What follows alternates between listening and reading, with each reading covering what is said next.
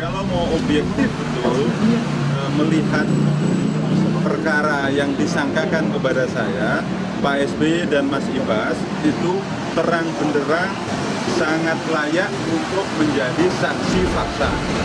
Tetapi sampai hampir berakhir proses penyidikan, proses pemeriksaan, tidak pernah dipanggil sebagai saksi fakta.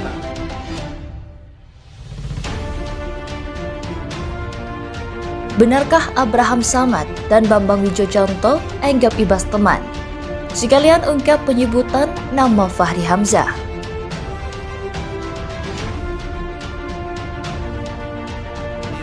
Ini yang saya ingin jelaskan ya dan tegaskan. Siapapun orangnya ya, kalau alat bukti ditemui, siapapun dia ya, itu akan tidak ada halangan bagi KPK. Julianis itu. Loh, bagaimana mau dipanggil? Kan belum ada di dalam BAP. Makanya itu nanti kita mau periksa siapa tuh saksi-saksi lain agar supaya bisa menerangkan.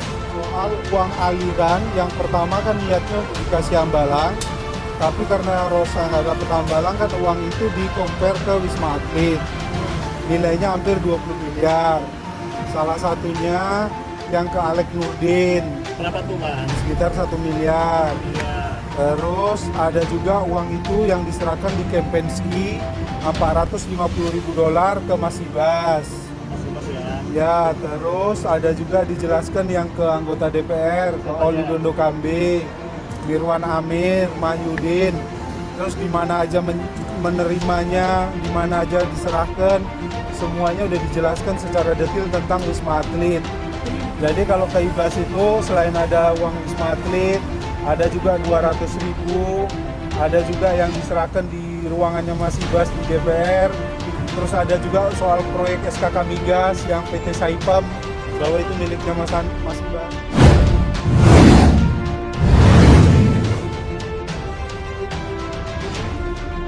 Julianis, mantan anak buah Nazarudin, merasa kecewa dengan sikap Komisi Pemberantasan Korupsi atau KPK di era Abraham Samad yang tidak memanggil Edi Baskoro Yudhoyono alias Ibas, yakni putra bungsu Presiden Susilo Bambang Yudhoyono.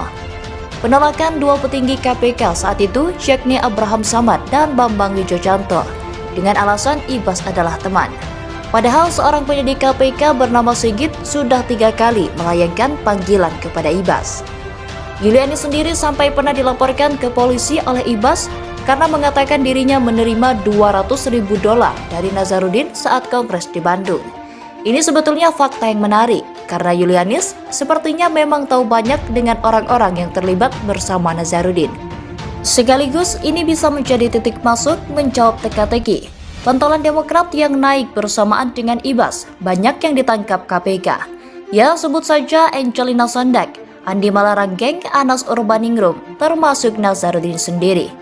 Kok Ibas ini sakti mandraguna sekali, bisa lolos tanpa sedikit pun tersentuh.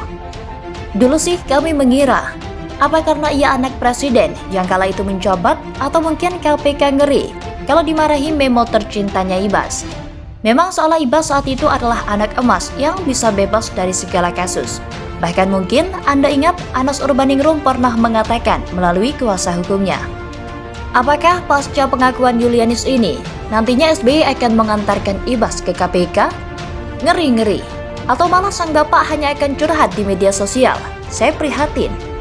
Selain itu, Julianis mengungkap mantan komisioner KPK, yakni Adnan Pandupraja, menerima duit 1 miliar rupiah melalui seseorang bernama Minarsi dari Nazarudin. Hal ini langsung mengundang reaksi Fahri Hamzah yang memang getol menyuarakan angket kepada KPK. Untuk Fahri Hamzah pun jangan keburu senang dulu, Bung. Justru kalau Anda mendorong opini, publik percaya dengan omongan Julianis, berarti izinkan kami juga menuntut Anda segera diperiksa, karena Julianis juga pernah mengungkap Nazarudin memberikan $25.000 kepada Fahri Hamzah yang diserahkan Julianis di Tower Permai, Mampang, Jakarta Selatan. Meskipun mau dialihkan, itu sebagai DP mobil. Wajar dong jika menjadi tanda tanya, kenapa Nazarudin harus memberi uang Fahri untuk itu? Memangnya Fahri nggak punya uang? Saya menentang upaya pelemahan KPK. Tapi jika memang ada penyimpangan yang dilakukan oknum KPK, dan buktinya kuat, silahkan saja diselidiki. Orang-orang macam Fahri dan Ibas pun jangan sampai diloloskan. Karena tidak mungkin juga Yulianis secara persisten mengatakan hal yang sama kalau dia tidak punya bukti. Saya sendiri tidak mau mengkultuskan mantan petinggi KPK tersebut.